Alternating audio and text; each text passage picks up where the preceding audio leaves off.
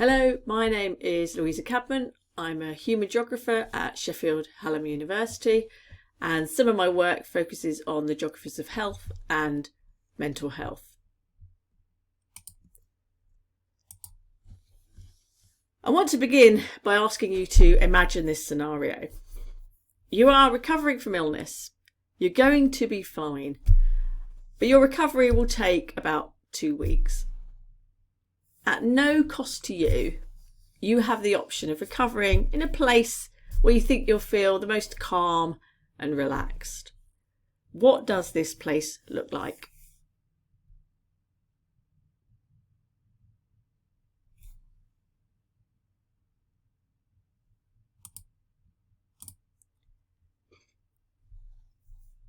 I expect that the place you are imagining falls into one of the following two categories. First, it may be a natural setting where there is perhaps a pool of water, the sea, a lake, river or waterfall. There may also be trees, flowers, grass, and it's likely to be warm with a blue sky and certainly no rain. Secondly, the place you are imagining may simply be your home, or perhaps an ideal home with a view and a nice garden. What I'm pretty certain of is that none of you imagined somewhere like this, an NHS ward in a hospital. This is a place we often associate with healing from illness, but it's not somewhere where we actually want to spend much of our time. It was findings like this which led a health geographer called William Gessler to ask two important questions. Firstly, why do our modern sites of healing seem so untherapeutic in their design? Why don't we like hospitals, walk-in centres and GP surgeries? What are they lacking? Conversely, can a place such as that nice beach scene which we just saw, or an attachment to place such as our home, promote wellness? Can places actually make us feel better and lead healthier lives? Like all good geographers, he and others like him went out and did some field work, looking at places where people actively search for healing and well-being, both in the past, such as the sanctuary of Asclepius in Epidaurus, Greece, and in the present, such as the spa town of Bath in the UK.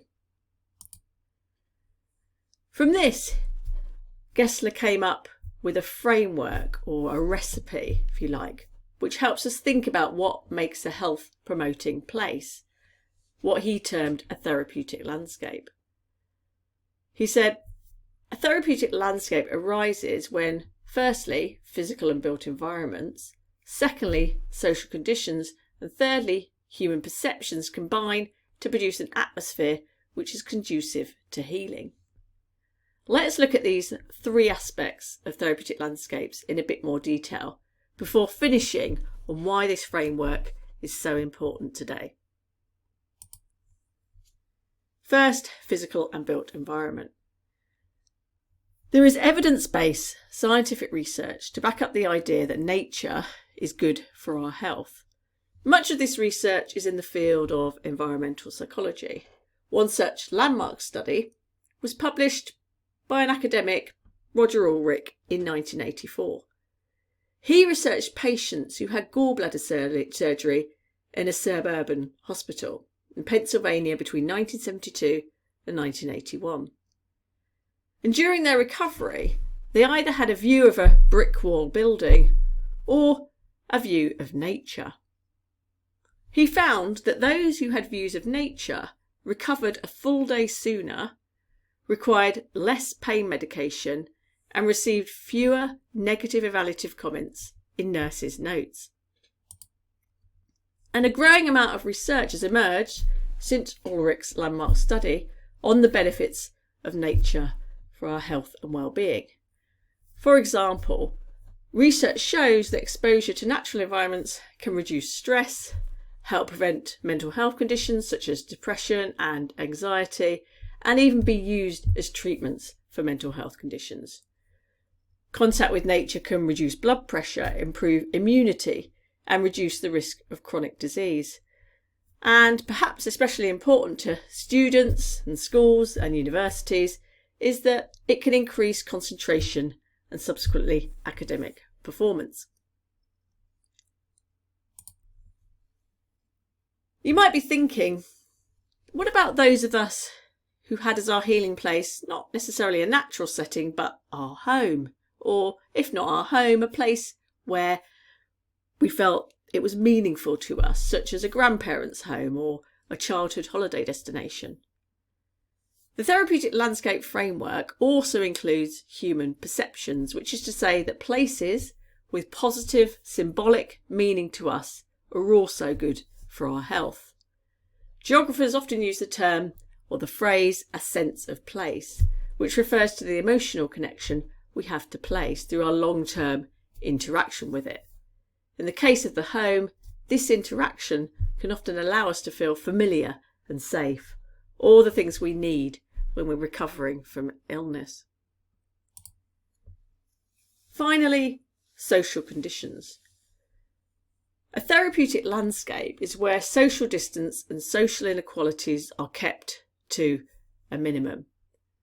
We know that society can often be unequal and lack inclusion, but what Gessler and others noticed is that there are some places which provide some sanctuary from this, where inequality is minimised and people can feel included, whether that's public parks, public buildings, or well-designed public health centres. In therapeutic landscapes, we can refer to the Latin word communitas, which means spirit of community, where everyone is equal. And there's 3 reasons I want to finish on in relation to why this is important now. First, through the idea of biophilic design, where nature is integrated into the built environment, architects and planners are taking seriously the benefits of nature on health and well-being and redesigning our towns and cities. Second, and related to the first point, if we want to prevent mental and physical health conditions and increase social connection and cohesion between people, then we need to take seriously the idea of nature-based placemaking, which can be achieved through well-designed public green spaces. That is, ones that incorporate the physical, symbolic and social aspects of therapeutic landscapes. Finally, in an era of the climate crisis and rising urban populations, we need to find ways to support initiatives such as rewilding and increasing biodiversity in our towns and cities, and convince people why doing so is so good for their health. Thanks for listening.